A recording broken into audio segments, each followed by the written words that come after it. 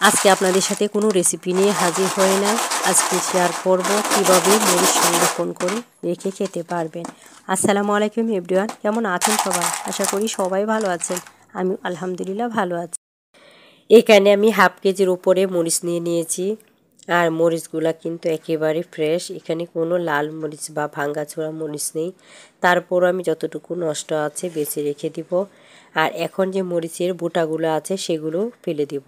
মরিচের বোটাগুলো ফেলে দিয়ে এরপর আমি মরিচগুলো ভালোভাবে ধুয়ে নিব। তো সবগুলি মরিচের বোটা আমার ফালানো হয়ে গেছে। এখন আমি মরিচগুলো ধুয়ে নিব।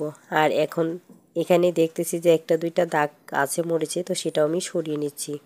তো যেগুলো নষ্ট মরিচ সেগুলো সরিয়ে নিতে হবে। যদিও বা এখানে এত বেশি নষ্ট মরিচ নেই, একটা দুইটা যা আছে তাই কিন্তু আমি সরিয়ে নিচ্ছি। এখন মরিচগুলো আমি একটু ধুয়ে নিব। আর এই পর্যায়ে ভালো করে ধুয়ে নিতে হবে, তাই একেবারে ধুয়ে এরপরে কিন্তু কাজটা করে নিতে হবে। তো এখানে একটা কাপড় নিয়ে নিয়েছি, আর এখন মরিচগুলো ধুয়ে এরপর এই কাপড়টাতে মরিচগুলো আমি শুকিয়ে নেব। চাইলে আপনারা কিন্তু একটা টিস্যু পেপার দিয়ে বা অন্যান্য কাপড় দিয়েও কিন্তু মরিচটা ভালোভাবে শুকিয়ে নিতে পারেন। কিন্তু মোট কথা হচ্ছে মরিচটা একেবারে ভালো করে শুকিয়ে নিতে হবে।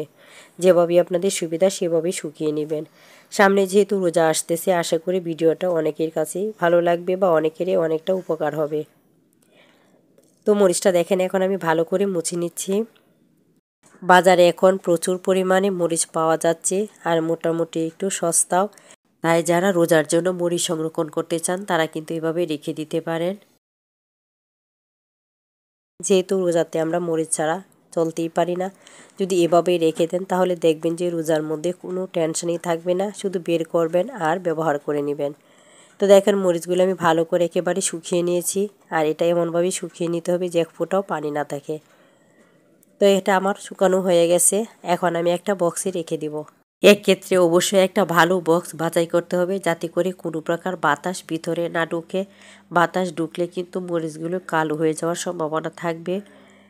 এখন আমি বক্সে মরিচগুলো ভরে নিচ্ছি।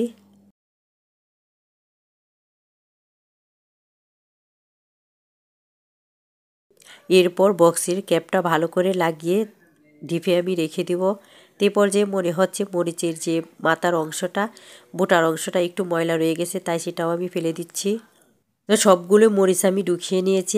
এখন আমি বক্সটা ভালো করে লাগিয়ে এরপর এটা ডিপে রেখে দিব।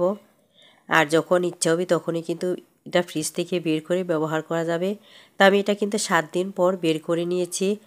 আর শব্দটা তো প্রথমেই শুনিয়ে দিয়েছি যে কতটুকু পারফেক্টভাবে আমি এটা সংরক্ষণ করেছি। তো এখন মরিচের যে কালারটা সেটাও একটু দেখিয়ে দিচ্ছি। তো দেখেন একেবারেই কিন্তু সবুজ কালার রয়ে গেছে। তো আমি এটা 7 দিন পর কিন্তু ফ্রিজ থেকে বের করেছি।